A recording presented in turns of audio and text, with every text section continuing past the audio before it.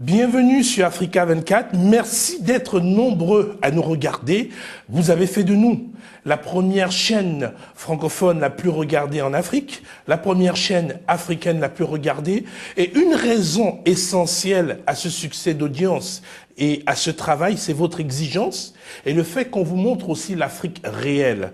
L'Afrique réelle, c'est le Burkina Faso. Avec le président actuel, Blaise Compaoré, quel regard pose-t-il sur son pays?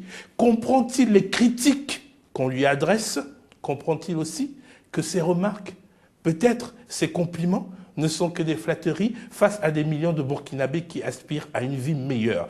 C'est ce qu'on va tenter de répondre à travers cette émission. Face à nous, le président Blaise Compaoré. Bienvenue dans cette émission. Merci, bonjour. Toujours première question la plus difficile. Vous regardez Africa 24 ? Oui. Et si oui, quelle est votre perception? Ben écoutez, je félicite cette télévision qui parle beaucoup d'Afrique, car c'est ce qui nous manque sur les autres télévisions du monde. Alors, comme d'habitude, quand nous avons un invité face à nous, il est de coutume de réaliser son portrait en quelques mots. Vous êtes né le 3 février 1951 à Zinari. À Ouagadougou. Vous êtes à Ouagadougou, Oui. pas à Zinari. Très bien. Vous êtes un ancien militaire, devenu président de la République le 15 octobre 1987, après une situation politique difficile dans laquelle vous avez perdu votre prédécesseur et ami intime, Thomas Sankara. Vous êtes le fondateur du parti politique dominant, le Congrès pour la démocratie et le progrès. En 23 ans de pouvoir, tout le monde vous reconnaît une qualité exceptionnelle, celle d'un facilitateur hors pair. Vous êtes intervenu comme médiateur au Togo. Fin 2006, vous êtes sollicité par le président ivoirien Laurent Gbagbo pour intervenir également en tant que médiateur dans la crise ivoirienne, avec succès. Vous êtes intervenu dans la crise en Guinée, plus discrètement au Niger. Les Occidentaux vous sollicitent désormais pour tous les problèmes sur le continent. Et vous sollicitez les Burkinabés pour un nouveau bailli à la tête du Burkina Faso. Et la question essentielle est de dire pourquoi? Pourquoi vous voulez continuer? Ben, c'est parce que d'abord les Burkinabés m'ont sollicité et j'ai répondu à l'appel de plusieurs partis, de plusieurs organisations sociales pour continuer l'œuvre de construction du Burkina. Beaucoup de Burkinabés sont fiers de voir leur président aller sur d'autres territoires, régler d'autres problèmes. Et certains disent, oui, mais quelque part on se sent abandonné parce que le temps qu'il passe à régler le problème des autres, il ne s'occupe pas de nous. Et nous, on a aussi cette question. D'abord, la frustration des Burkinabés qui disent ça. Et la deuxième, on se dit, est-ce que ce n'est pas une stratégie, finalement, pour vous, de bien vous occuper des autres à l'extérieur pour laisser votre Premier ministre travailler sur le terrain? Quelle est la stratégie qui se cache derrière cette démarche? Non, je crois que l'État, pour le Burkina, ce sont des millions d'hommes et de femmes, de jeunes à administrer. Et je le fais parce que chaque semaine, nous avons le Conseil des ministres que je préside, qui décide sur des questions de préoccupation des Burkinabés, sur l'économie, sur le politique, le social, le culturel. Donc, je pense que je me consacre réellement au Burkina.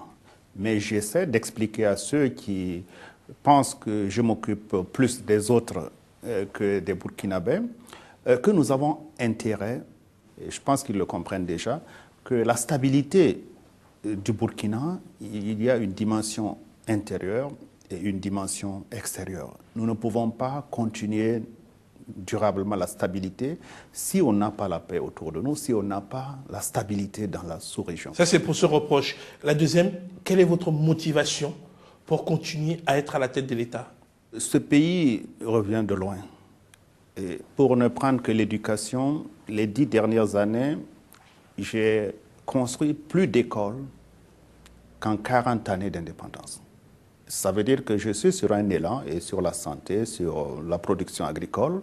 Les indicateurs montrent qu'il y a un travail gigantesque qui est en train de se faire dans cette période pour le Burkina Faso. Et nous pensons que son salut, le salut de ce pays, c'est de maintenir cet élan, de tirer profit de la confiance que les Burkinabés placent en moi aujourd'hui pour à la fois accélérer le développement et les impliquer plus que par le passé dans ces réalisations. Une des choses qui frappe énormément, quand on rentre par exemple dans la galerie, ici au Burkina, quand on regarde le portrait des anciens présidents, ils ont été tous militaires, pratiquement. Est-ce qu'il y a une culture qui fait que quand on passe de cet état d'esprit d'une carrière militaire à une carrière politique, quelle est la principale valeur qu'on amène? L'armée, ce n'est pas une école de la politique, mais c'est quand même une école de la vie, c'est une école d'administration des hommes. À 25 ans, j'avais 150 hommes à administrer, loin du Burkina, de Ouaga. Et cela, bien sûr, m'amenait à faire quoi déjà? Chaque matin, je dois m'occuper de leur instruction, organiser l'instruction, voir à l'infirmerie la santé, comment, s'il n'y a pas de malades, et comment les prendre en charge, m'occuper des sports, m'occuper de l'alimentation de ces hommes. Alors, donc, je pense que c'est une école qui vous prépare pour administrer les hommes mieux que toute autre école dans les professions que nous avons aujourd'hui. Quand vous allez face aux Burkinabés, quand on essaye d'écouter des gens autour de vous, la perception qu'ils ont, beaucoup de gens vous trouvent attentifs, prévenants. Mais on trouve aussi beaucoup de vos détracteurs qui jugent que c'est une carapace, que vous êtes pratiquement quelqu'un de dur à sang-froid. Est-ce que vous pouvez lever ce mystère sur votre personnalité? Non, ça vient je pense que ça vient de l'extérieur, par les Burkinabés. Mais les Burkinabés, dans leur majorité, qui me connaissent savent que je suis un homme qui est très attaché à la justice, à la liberté, qui aime le travail.